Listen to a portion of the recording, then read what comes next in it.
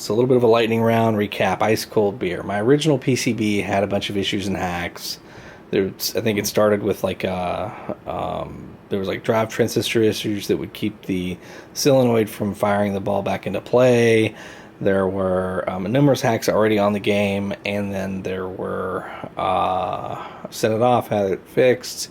It came back. It still had random reboot issues, and very often would just like boot up into an errored state. So it would boot up, the ball bar would go to the very top, and then just sit there, and no soup for you. I chased through modern power supplies. I used the arcade shop kit and the 8-liner. That didn't really work. Didn't improve it at all. I rebuilt the original power supply. That didn't help it at all. Oh gosh, I don't know. Did a bunch of other things, and eventually I found that, okay, this board has a problem. Sent it back to have it repaired. And in the meantime, trying to be impatient and not wanting to wait till September for that board to be repaired, I went and bought another one. So this was an ice cold beer from kind of one of those known, well reputed members of the community that had it as a spare. He did some fixes, did some tests, sent it to me, and it's frankly a much nicer board than the original one that I had. Like no hacks on it. The board itself is much cleaner. But then this one sent me down a rabbit trail of, instead of like random reboots or it booting up in a failed state, it would reboot between holes 6 and 7 every time. So bonus would count down, and as soon as the 7th light would normally light, the game would reboot.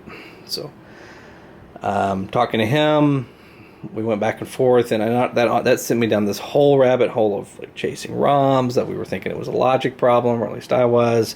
Wondered if maybe it was the free play ROM. Back and forth. Had a ROM programmer go out and drank a lot. And then somewhere along the line I said, okay, I sent it back to him. He scratched his head for a while and eventually figured out the problem. And that brings us to today. So the issue was that there's a dip switch setting for, and this is so silly that it was just this, but dip switch for this bank has an option to dispense tickets after a certain hole for a ticket dispenser. If the game isn't equipped with a ticket dispenser, evidently that directive kicked off the watch guard circuit and made the machine reboot. That's it. That's what's been happening, apparently. So now, after having been successfully tested, and the board is now back in my hands. This is the second board, the shortcut $high board. So I'm about to put it in. While I was gone, I did do some kind of shotgun repairs. So I decided to repin every single one of these connectors, because I did notice before, there was like some loose tightness differences in them. Like one of the LED digits would disappear based on kind of like the tension that was on that particular connector. And when I did that, I didn't push the pins back out. You can see the original connectors there. I essentially just clipped them and then repinned it in place, because I didn't want to spend 5 minutes per pin pushing them all out. And I've got plenty of wire. But nice, clean, brand new gold connectors, tested board. And so now I am erasing U23, which was the originally it was a free play. I sent it back, I think, with a non-free play original ROM in it. So we're going to put it in to the GQ USB programmer. I'm going to run this bin file here, which should be the free play without ball attract. I'm going to burn that to this guy right here and reinstall it. So let's see how it goes. Wish me luck. Alrighty, new board is installed. Went ahead and applied that free play ROM. Let's give it a shot. Alexa, turn on ICB.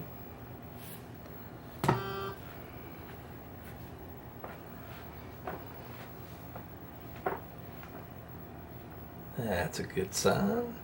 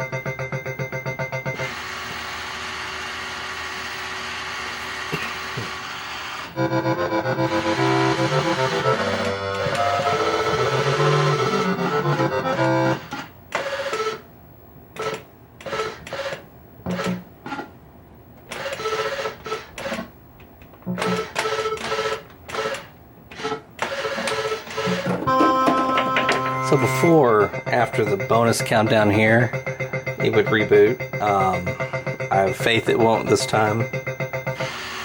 Nice.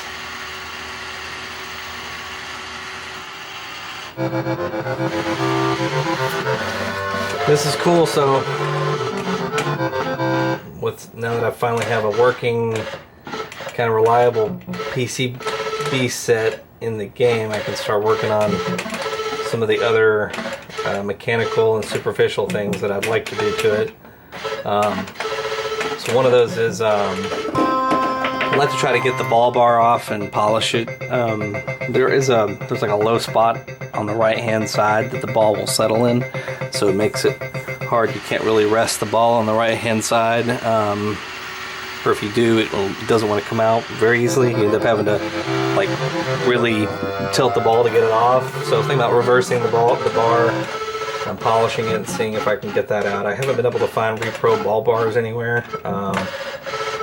And then I was thinking about the glass. So the glass that's on it has some of these scratches at the top, and has scratches in the bottom near the metal gate that opens up to reveal the ball. And I think I'm gonna, it looks like that the one down here at least is based on like somebody put a screw. It's like too long in there, and so it like drag against the glass at some point. I think I'm gonna just 3D print this metal piece as non-metal as like a TPU or a nylon or something.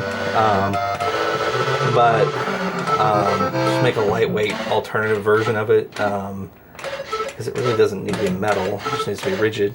And then see if I can keep it from dragging on the glass. And then if I can do that, I might go to Phoenix Arcade. They have reproduction glass for the game.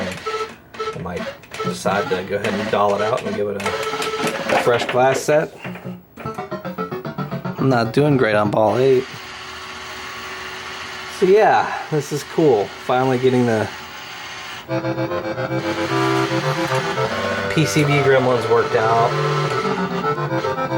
Now I still have a second PCB that's out in the hands of Chris Hibbler, and he has an ice cold beer that he can test with, so I trust that when it comes back from him, it'll be fixed as well. So that'll put me with a spare PCB, which is kind of rare for this game, because this is a rare game too. So having a spare PCB for it will be kind of cool. And then if I ever run into somebody that needs it worse than me, then. But I think I'm hoping the wiring harness changes will have solved some of the stuff from the other PCB that I was seeing, and it looks like this one from El Dorado is solid. So yeah.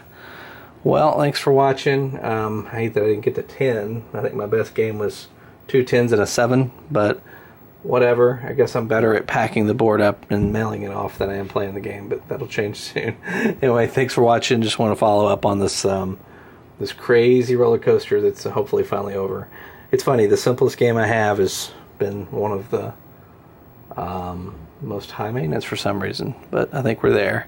Hey, thanks. I want to say thanks to John and El Dorado too for doing just a solid job and treat me right. So thanks, man. All right, appreciate y'all for watching, and yeah. Anyway, bye.